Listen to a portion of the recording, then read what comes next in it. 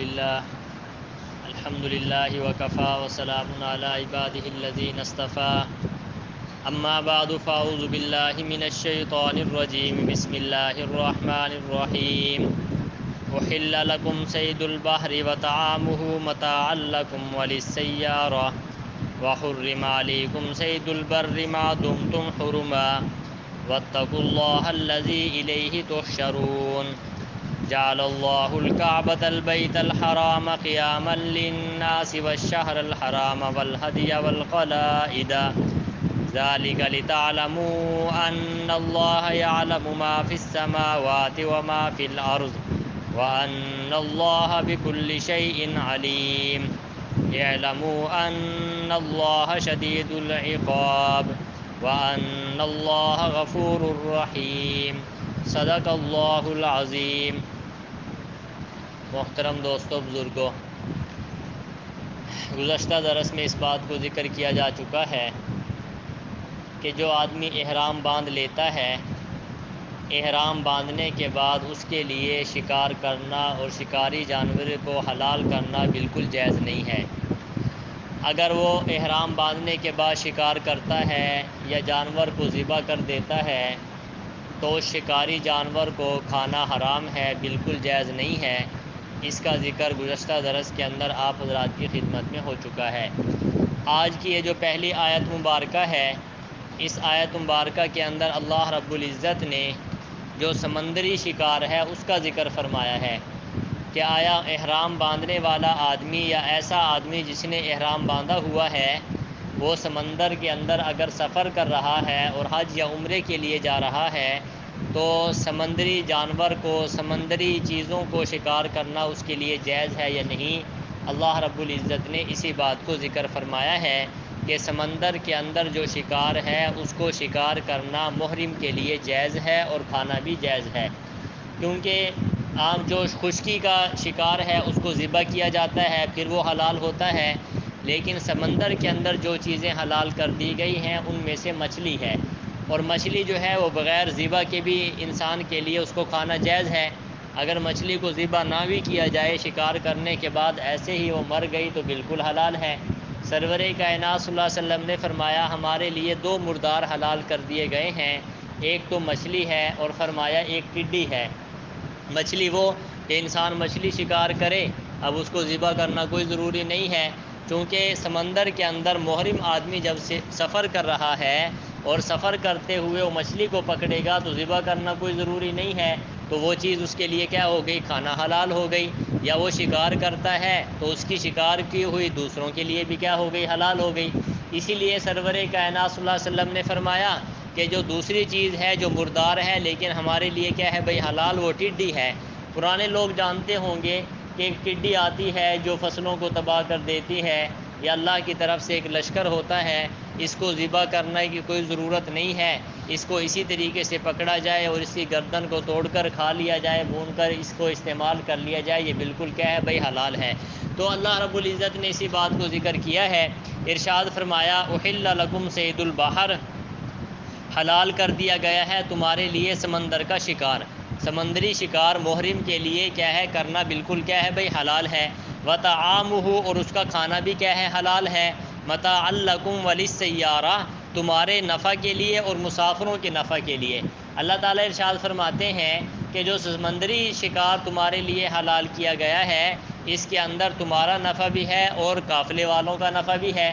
انسان محرم ہے خود بھی استعمال کرتا ہے اور جو قافلے والے ہیں ان کے لیے بھی اس چیز کو کھانا کیا ہے بھئی جائز ہے۔ آگے فرمایا وحرم علیکم صید البر ما دمتم حرما، حرام کر دیا گیا ہے تم پر خشکی کا شکار جس وقت تک تم احرام کی حالت کے اندر ہو۔ احرام باندھنے والا خشکی کے جانور کو شکار کرنا بالکل اس کے لیے حلال نہیں ہے جب تک کہ وہ احرام میں ہے۔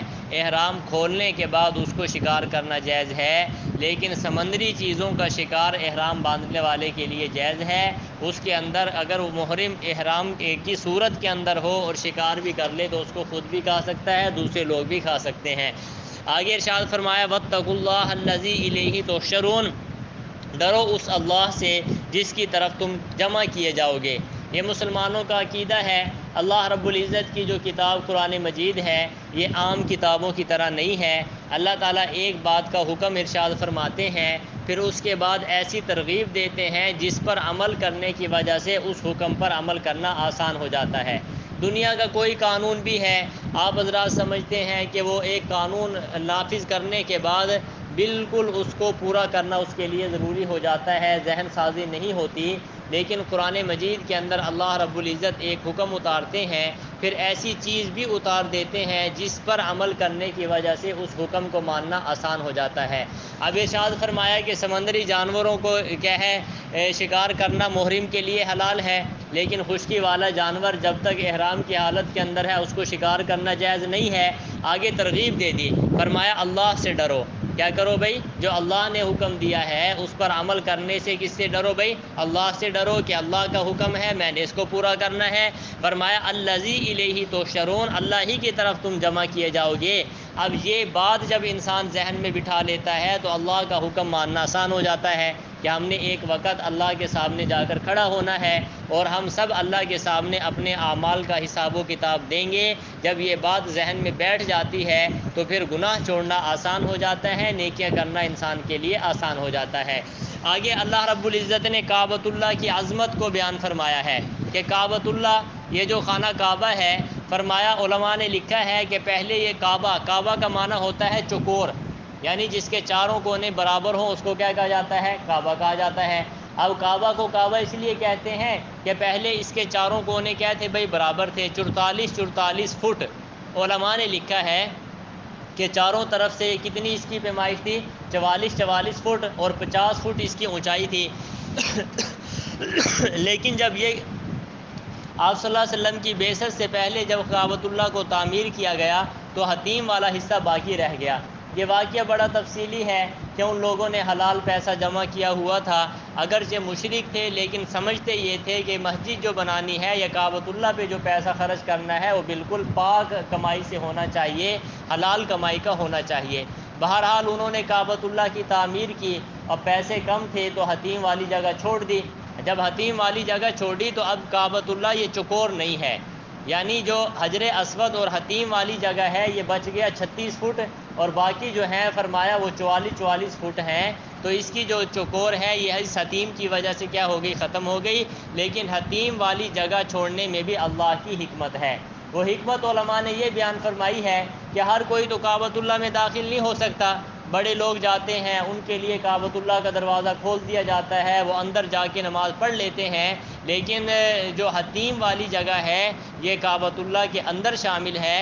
علماء نے لکھا ہے جو آدمی حتیم کے اندر نماز پڑھ لیتا ہے ایسے ہے جیسا کہ اس نے کعبۃ اللہ کے اندر نماز پڑھی ہے۔ تو یہ اللہ کی حکمتیں ہوتی ہیں کہ ہم جیسے لوگوں کے لیے جن کے لیے دروازہ کھلنا محال ہے، اللہ رب العزت نے اپنی حکمت کے تحت ایسی جگہ چھڑوا دی کہ اس کے اندر ہر آدمی جا کر نماز کو پڑھ سکتا ہے اور اپنی جو عبادت اور ثواب ہے وہ حاصل کر سکتا ہے۔ تو فرمایا جو کعبۃ اللہ ہے یہ اللہ رب العزت نے اس کو لوگوں کو قائم رہنے کا ذریعہ بنایا ہے۔ ارشاد فرمایا جعل اللہ الکعبۃ البیت الحرام، بنایا اللہ تعالیٰ نے کعبہ کو جو بیت حرام ہے۔ کعبہ جو بیت کیا ہے بھائی؟ حرام، حرمت والا گھر ہے، عزت والا گھر ہے۔ کیا بنایا؟ قیاما للناس، لوگوں کے لیے قائم ہونے کا ذریعہ، لوگوں کے لیے جب تک کعبۃ اللہ باقی ہے لوگ باقی ہیں، جب کعبۃ اللہ گرا دیا جائے گا لوگ بھی ختم ہو جائیں گے۔ اس دنیا کا وجود جو ہے یہ کس کی وجہ سے برقرار ہے؟ کعبۃ اللہ کی وجہ سے برقرار ہے۔ جیسا کہ سرور کائنات صلی اللہ علیہ وسلم نے ایک پیشن گوئی فرمائی ہے، فرمایا قیامت کے قریب ایک آدمی آئے گا، فرمایا وہ حبشہ کی طرف اشارہ کر کے فرمایا وہ حبشی ہوگا، فرمایا کعبۃ اللہ کی ایک ایک اینٹ کو گرا دے گا، کوئی اس کو روکنے والا نہیں ہوگا۔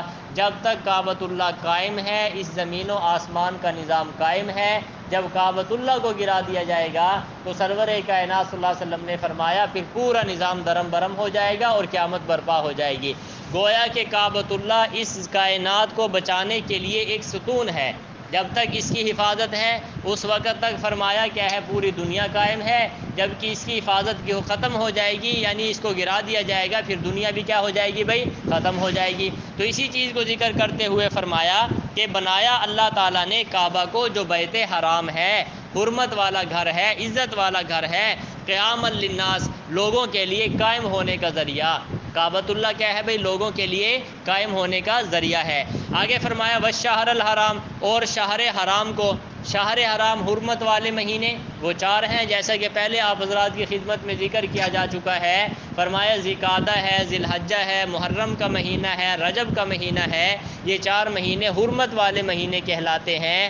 حرمت والے مہینوں کا مطلب یہ ہے کہ عرب کے اندر چوری ڈاکہ یہ چیزیں بہت زیادہ تھی، لیکن ان مہینوں کا وہ بہت احترام کرتے تھے اور چوری ڈاکہ ہر چیز کو روک دیا کرتے تھے۔ اللہ رب العزت نے حرمت والے مہینے بھی فرمائے۔ آگے فرمایا والہدی، اور ہدی کا جانور، ہدی کا جانور وہ جانور ہوتا ہے جس کو کعبۃ اللہ میں جا کے ذبح کیا جاتا ہے۔ یعنی حاجی پہلے زمانے میں اپنے ساتھ جانور لے جایا کرتے تھے اور وہاں پہ جو دم وغیرہ دینا پڑتا تھا، جانور کو ذبح کرنا پڑتا تھا، اس جانور کو کیا کہا جاتا ہے؟ ہدی کا جانور۔ آگے فرمایا والقلائد، اور فرمایا کہ قلادہ ڈالے ہوئے جانور، قلادہ کہتے ہیں پٹے کو۔ پہلے زمانہ کے اندر لوگ اونٹوں پہ سفر کرتے تھے، پیدل سفر کرتے تھے، جانوروں کو اپنے ساتھ لے جاتے، وہاں ذبح کرتے، تو وہ ہدی کے جانور کے گلے کے اندر پٹا ڈال دیتے۔ پٹا ڈالنا یہ علامت ہوتی کہ ہر آدمی اس کو دیکھ کر پہچان لیتا یہ کس کا جانور ہے بھائی؟ ہدی کا جانور ہے۔ وہ اس جانور کو پھر تکلیف نہیں دیا کرتے تھے، نہ چوری کیا کرتے تھے، نہ اس کو تکلیف پہنچایا کرتے تھے۔ فرمایا ہدی کا جانور۔ آگے ارشاد فرمایا ذالک لتعلموا ان اللہ یعلم ما فی السماوات و ما فی الارض، یہ اس لیے ہے تاکہ تم معلوم کر لو بے شک اللہ جانتا ہے ان سب چیزوں کو جو آسمانوں میں ہے اور جو زمینوں میں ہے۔ یعنی یہ احکامات اللہ نے کیوں دیے؟ تمہیں پتہ چل جائے کہ اللہ رب العزت حکیم ذات ہے، حکمت والی ذات ہے، ہر اس چیز کو جانتا ہے جو زمین میں بھی ہے اور آسمان میں بھی ہے۔ اب دیکھو اگر حرمت والے مہینے اللہ تعالیٰ نہ مقرر فرماتے تو کوئی بھی امن کے ساتھ کعبۃ اللہ میں نہ پہنچ سکتا۔ اگر ہدی کے جانور کو حرمت والا نہ فرماتے تو کوئی جانور بھی محفوظ کیا ہے بھئی کعبۃ اللہ میں نہ پہنچ سکتا۔ اللہ نے یہ احکامات نازل فرما دیے تاکہ ہر قسم کی پریشانی کیا ہو جائے؟ دور ہو جائے۔ ارشاد فرمایا کہ اللہ ان سب چیزوں کو جانتا ہے جو آسمانوں میں ہے اور جو زمینوں میں ہے۔ ہر چیز کا علم کس کے پاس ہے بھئی؟